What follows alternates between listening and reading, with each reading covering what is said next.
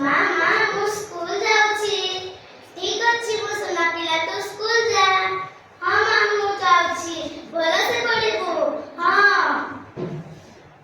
ମା ମୁଁ ବି ସ୍କୁଲ ଯାଉଛି। ଯା କିନ୍ତୁ ଜଲ୍ଦି ଆସିବୁ। ହଁ ମା।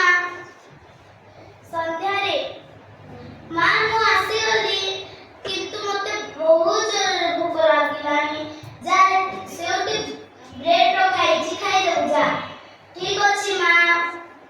ମା ମୁଁ ବି ଆସିଗଲି ମୋତେ ବହୁତ ଜୋରରେ ଭୋକ ଲାଗୁଛି। ମୁଁ କଣ ଖାଇବି? ତୋ ପାଇଁ ପୁରୀ ତରକାରୀ ରଖାହେଇଛି ଯା ସେଇଟା ଖାଇବୁ ତୁ। ହଁ ମା ମୁଁ ଯାଉଛି ଖାଇବା ପାଇଁ।